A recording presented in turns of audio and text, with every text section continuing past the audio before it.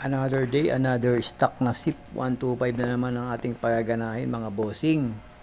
Yan, medyo matagal na daw stock. At syempre kay Boss B, pinagkatiwala. Basic na basic lang dahil kabisado na natin yan mga bossing, no? Yan, kita nyo naman sobrang dumi. Okay, gumagana yung kick. So, ang problema lang nito mga bossing, yung battery niya ay palitin na. Yan. Hindi natin palitan ng battery para mapagana ang push start mamaya.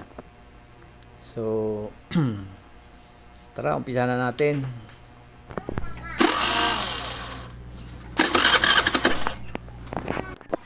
Ganyang may redondo na mga bossing, no? Magche-check naman tayo ng kuryente para malaman natin kung may kuryenteng lumalabas.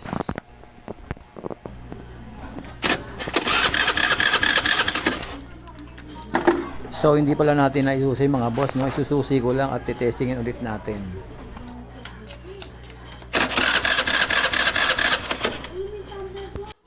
At pagkatapos nga natin i-check yung kuryente ay goods naman mga boss. Ngayon, pupunta tayo sa tangke kung may laman bang gasolina. Kaso napansin ko parang may tubig mga bossing, kaya kailangan nating i-drain yan. At isasabay na natin yung carburetor, linisin na natin to mga bossing. At ayan nga ang laman ng carburetor niya ay ng tangke niya mga boss. Ayan, oh, may dumi, may tubig, kaya hindi talaga andar to mga bossing, no? So kasi dahil sa pagkaka-stock or sa dati niyang ginasolinahan, may tubig, kaya ayaw umandar ng motor. At ngayon nga mga bossing, i-check natin ng carburetor niya mga bossing, no, kung pwede pa ba. Kasi na-stock na ito mga bossing. Ayan na nga mga bossing, at hindi na talaga po pwede. Dahil sa pagkaka-stock niya, nagkaroon na ng umido. Ultimo yung valve float niya ay sobrang dumi na mga boss, hindi na papasok ang gas dyan, kaya kailangan na tong palitan mga bossing. So ganun lang kadali mga bossing, step by step para umandar yung motor, kailangan nyo lang tong sundan. So ito na nga mga bossing, moment of truth na tayo, no? Napalitan ko na ng carb, ngayon papaandarin na natin mga bossing.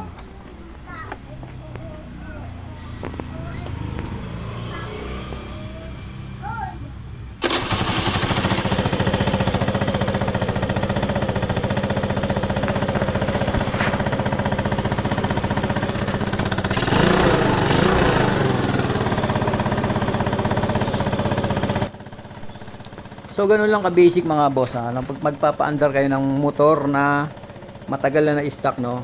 Una muna sa kuryente mga bossing, tapos doon tayo sa gasolina. Ngayon pag nakumpleto nyo na yan, dalawa na yan, kuryente at gasolina, at ayaw pa rin umandar, ibig sabihin may problema yan sa kanyang compression. Yun ay nasa makina na. Ngayon magkakaroon tayo ng bukod na tutorial para doon. Pero meron na akong mga naunang tutorial dyan mga bossing, no. Hanapin nyo na lang.